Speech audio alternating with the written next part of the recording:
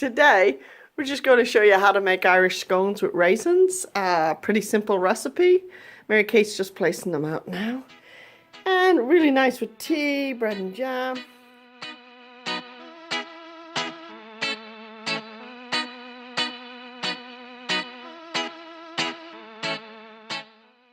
Mary Kate.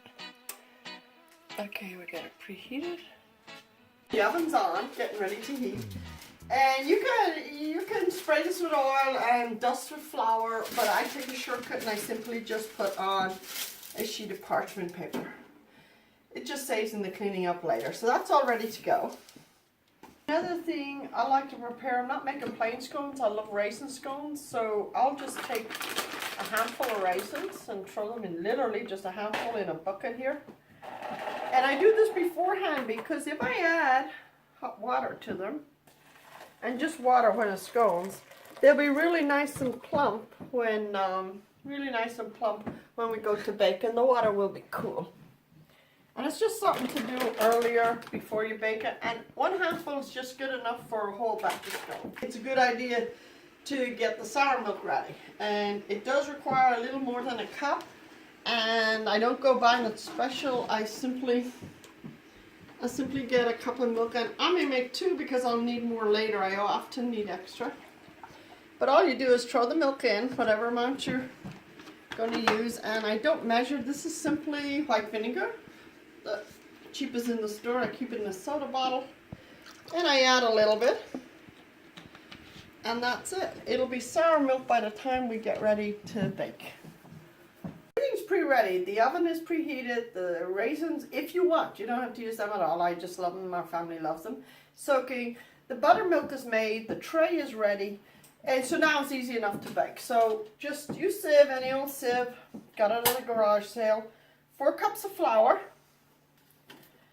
And I just took it out of my container here. 4 cups of flour. You sieve that in with a teaspoon of baking soda, bread soda, I forget what it's called here. Just a teaspoon. Half teaspoon of salt. And you just sieve that all together, and it's easy enough. And this is a fun siever. Okay, it's in the bowl. From then you take your batter, okay? And this is it needs about, what, this much of batter? I don't know what you call it. I could read it, I suppose, but about this much. But I go ahead and I throw the whole thing in. And nobody complains about my scones. And I have the knife in my hand. I wish I hadn't cut that bit. But you're simply going to cut it into cubes. And I'll use this on my hand like so. Like so. And then drop it in like so. And it's all ready to go, and of course hands are all washed and all that good stuff. I took out the butter a little earlier, not that it's soft, but it is not frozen hard, killing me stuff. Most things are room temperature while I get things ready. So you're breaking it up, first of all, into little bits, and I know some people use, I don't know what you call them, machines. Those machines, I just do it by hand, that's all I know, so. But some of the machines can break it up for you into little breadcrumbs, they call it. But it's basically taking the knots and going right through them till you get them smooth and there's no lumps. Again, here's one big lump, and it's, ugh, I know. And you're mushing it. It's fun. You're mushing the flour and you just keep mushing this. So you do this till all those lumps are bunked down there. So after about 5 minutes, what you're going to see is there are no lumps, no matter, or if they are, they're tiny. But everything is really, really just pretty smooth. Your thumbs have done it. Again, a machine can do it. No big deal. And at this point, this is where I start getting the raisins ready to throw in. I would put them in now at this stage. Okay, so I've just strained these raisins. Again, you don't have to do it quickly with hot water. If you know in advance, you can sit them in cold water overnight or warm water. Some kids love it when you soak it in apple juice. So I'm just going to throw them in. Okay, and we just want to make sure they get enough flour. There's all flour around them that they don't all clump up together, so you just kind of toss them in and around. It's no biggie. So I just make this little hole in there. And now it's time to add the wet ingredients. We don't add any of the wet ingredients unless we know we're ready to keep going straight to the oven, because once the dry and the wet mix, it's time for, I guess you call, chemical reaction. So I have my cup and just an egg, room temperature. I don't even mix it up. Okay. And I'm going to pour in, as you can see, this is already sour milk. It was just, again, fresh milk vinegar. I don't go buying. In fact, it gives a good strong vent. And I'll bring it up to about at least a cup. I'll just quickly mix it. So it's about what? It's a little over a cup. So I put in about a cup on top of the egg. Don't have to beat it much. I just want it a little bit uniform. And then I'll mix it in here. So I have the whole ready, and I'll just throw it in, most of it. Keep a little. And then we go around like this. From the inside out, you start mixing without trying to bring it from the outside of the bowl in, without having to, you just don't want to mix totally. So it'll keep pulling from the side, and we need pretty much all of it by now. That's okay.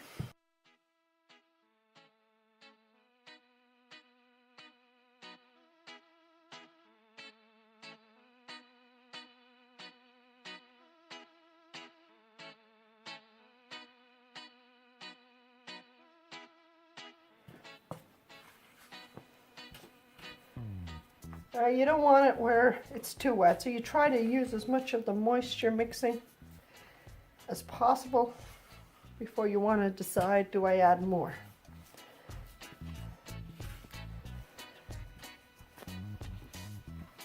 And yeah, I know, as I know, there's more needed, so, and it's good. So add a little more.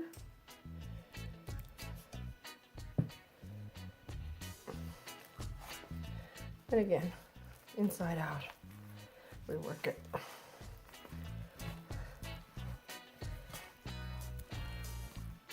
And what you don't want is anything on the sides of the bowl by the time you're finished, or sticky,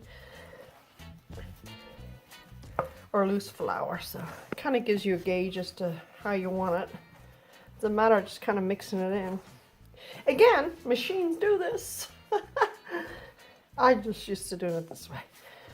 But if you have a dough kneader, which I have, you can use that too. Okay, and it's coming almost to the end, but I think I need a tiniest bit more. This is where I have to be super careful. I don't like them too moist at all.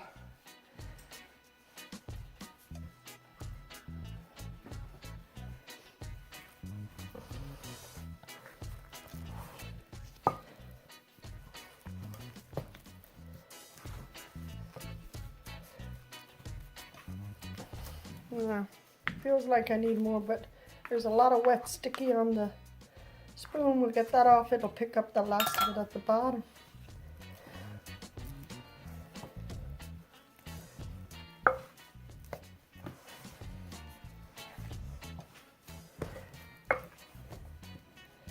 And now we got one lump stuck together, and really nothing at the bottom, nothing sticking to the sides. It's all good.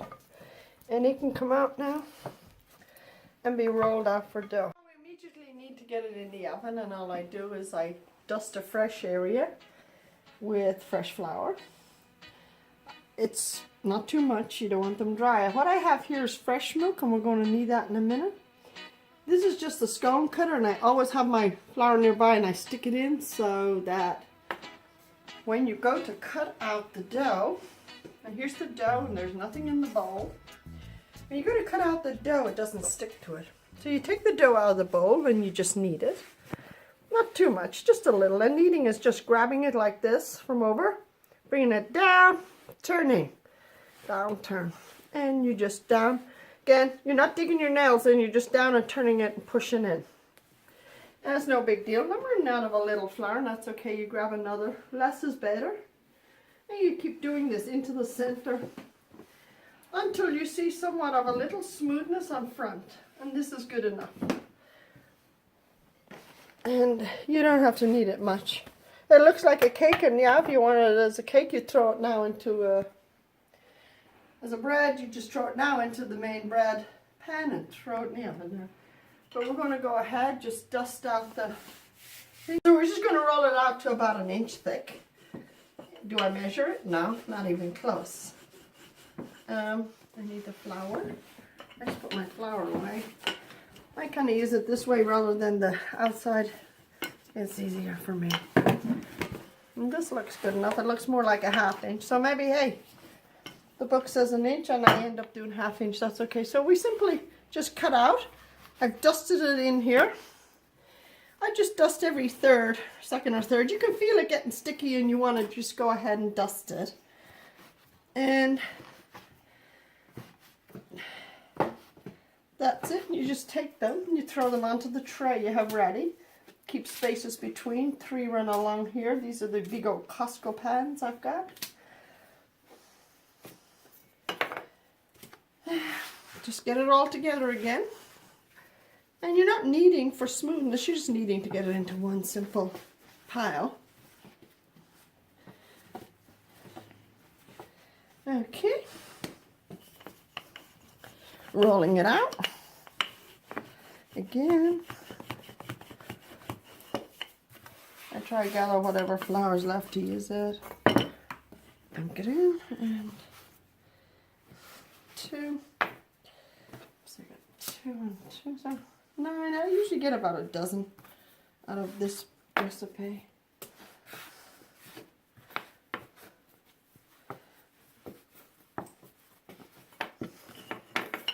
I'm going to get a baker's dozen today, that's good luck. Hey, New Year, good luck. And these are fun to make any shape you like right now. You can't make enough. Kids love to make little squirrely shapes out of them. Or knots. You can make a knot, you can make anything you like. Doesn't matter. It's just fun in the oven. And there you go. Okay. Now you want them to have plenty of room. And I'm going to pull aside and let Mary Kate. You now need to coat them on top so they get brown with the fresh milk you had. And I'm going to let Mary Kate do that for us. Milk that we have set out, it's not too much, just a little bit, so we can coat the top of these to make sure they brown when they're in the oven. So you want to get a nice layer on top on each one. You're literally just sticking your fingers in, putting the milk on, and that's it.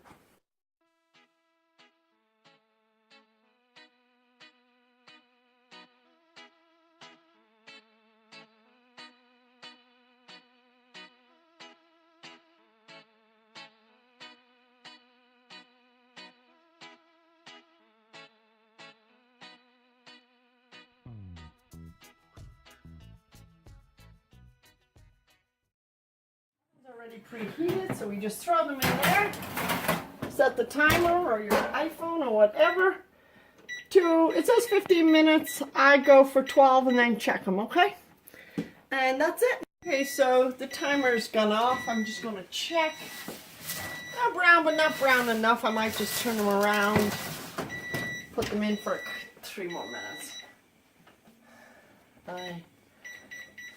Sometimes they're done. Hey. Sometimes they're not. Okay, so the timer's going off after the extra 3 minutes, and oh yeah, they look much nicer now. Take them out, be careful. And we're just going to put them on a cooling rack, which I have inside, ready to go. So one of my favorite ways to have Irish scones, Irish bread, straight hot out of the oven, still hot, not to burn, with a little butter, and it's when the butter melts, it is just, you can still see the seam coming off. A little bit of butter, cup of tea. Coffee is fine too, but absolutely delicious. Still melting. Of course, jam too. I'm pretending I'm on a diet.